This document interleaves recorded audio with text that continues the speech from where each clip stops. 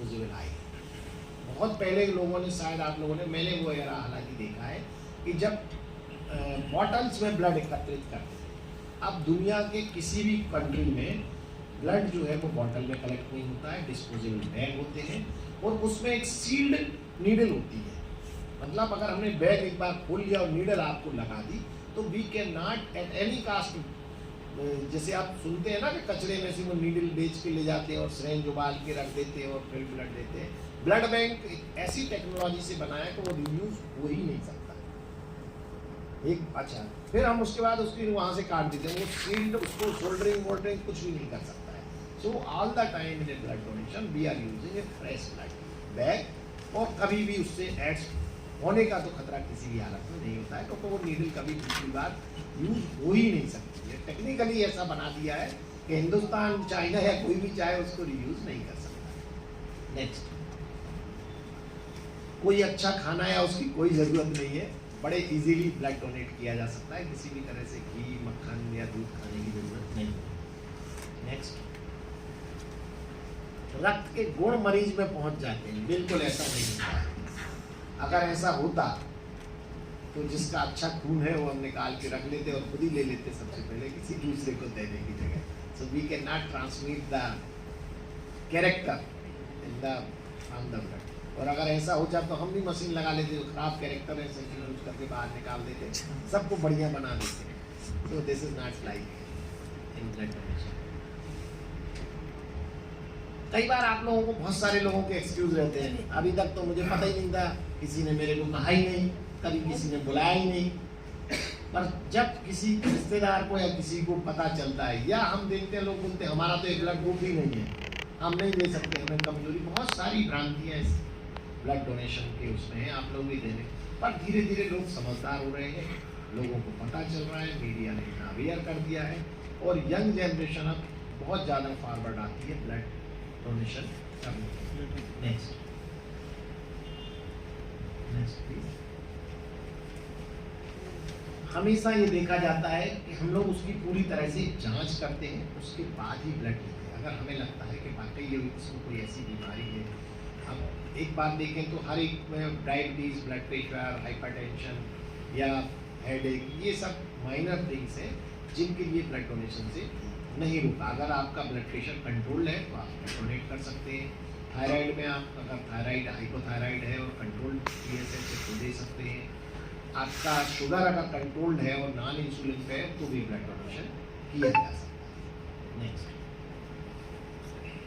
45 kilo से वजन है तो आराम से दिया जा सकता है, कोई दिक्कत ही नहीं है। अपर की कोई लिमिट नहीं है, थोड़ी सी सुई लगेगी, कोई किसी तरह से उसको करने की जरूरत नहीं है, और 30 मिनट से ज़्यादा का टाइम उसमें नहीं लगता है।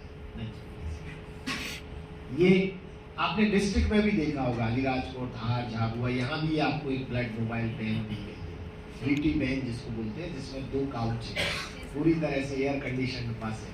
ये पूरे मध्य प्रदेश के सारे जिला चिकित्सालयों के लिए ये रक्तदान जो बस है ये उपलब्ध कराई गई है। और आप लोग सब रेड रिबन और कॉलेज के टीचर्स के माध्यमों से मैं आपको ये मैसेज देना चाहता हूँ कि आप अपने जिला स्तर पर भी कैंप लगाएं, और अगर 10 से 15 भी डोनेशन होते हैं, 20 डोनेशन भी होते हैं, क्योंकि ये पूरी बस जाती है, ड्राइवर जाता है, एक डॉक्टर जाता है, तो आप अधिक से अधिक, कम से कम 50 से 100 लोगों का रक्तदान वहाँ कराएं, और एक आपको भी अच्छा लगेगा और एक पब्लिक में एक बढ़िया मैसेज भी जाएगा कि आपके द्वारा एक रक्तदान शिविर का आयोजन किया गया है। पहले ये था कि साहब कहाँ ब्लड दें, अस्पताल नहीं जाना चाहते, हमारा तो कॉलेज ही है, बच्चों का टाइम बर्बाद होता है, तो इसलिए सरकार ने काफ़ी दिनों से हम लोगों की मांग थी कि एक मोबाइल वैन दी जाए जो कि लगातार इसके लिए क्रियाशील रहे। तो सारे जिला अस्पतालों में ये रीटी वैन उपलब्ध नहीं होती है, आप हमें बताइए, हम इंदौर से इसको देते हैं।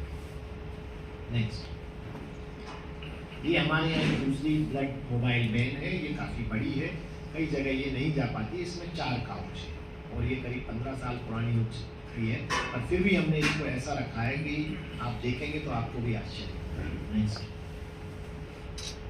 एक और बदी है जिसमें हम, आपने देखा होगा SDP, कई बार प्लेटलेट की जरूरत पड़ती है। हमारे अस्पताल में चूंकि ट्रांसफ्यूजन मेडिसिन विभाग है, मैंने आपको पहले ही बताया, तो हाँ हम ये सिंगल डोनर प्लेटलेट एफेरेसिस भी, कई बार आपने देखा होगा डेंगू के मरीज को प्लेटलेट की आवश्यकता होती है।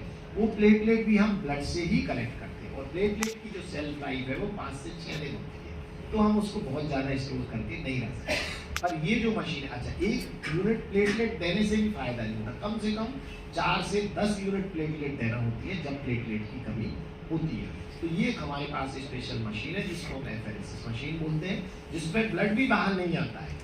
ये ब्लड इंटरनली इसमें पूरा होकर मशीन में जाता है, और मशीन सिर्फ के सिर्फ प्लेटलेट निकालती है, बाकी ब्लड वापस डोनर को सिंगल नीडल से चला जाता है, जिसको हम सिंगल डोनर प्लेटलेट एफेरेसिस बोलते हैं। ये सुविधा हमारे मेडिकल कॉलेज में उपलब्ध है। 5 मशीनें हमारे पास है। प्रदेश का सबसे बड़ा ब्लड बैंक है। नेक्स्ट, ये कुछ हमारे पास ब्लड डोनर्स यूनिट आपको बताई, ये हमारी लेबोरेटरीज है। नेक्स्ट,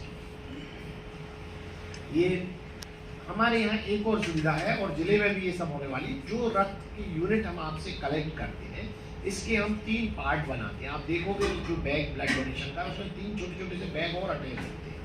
तो ये जो एक रक्त आपसे 350 ml हम लेते हैं, उसमें एक स्पेशल मशीन होती है, सेंट्रीफ्यूज मशीन बोलते हैं, क्रायोफ्यूज मशीन होती है। सेंट्रीफ्यूज मशीन आपको पता होगा जब चलती है तो हीट जनरेट करती है, मिक्सी भी जब अपन चलाते हैं तो गर्म हो जाती है। ये मशीन रेफ्रिजरेटेड सेंट्रीफ्यूज होती है, 35-40 लाख इसकी कीमत होती है, जिसमें हम सारे बैग रख के सेंट्रीफ्यूज करते हैं पर्टिकुलर आरपीएम पे, पर्टिकुलर टाइम पे, तो जिससे आरबीसी अलग हो जाते हैं, प्लेटलेट अलग हो जाते हैं, प्लाज्मा अलग हो जाते हैं, और इस तरह से हम एक ब्लड यूनिट से 3 प्रोडक्ट्स बना लेते हैं। रेड सेल बना लेते हैं, प्लाज्मा बना लेते हैं, और प्लेटलेट बना लेते हैं। क्योंकि ये एक स्पेसिफिक मेथड है, जिसको एनीमिया है उसके शरीर में सिर्फ और सिर्फ हीमोग्लोबिन की कमी है, आरबीसी की कमी है,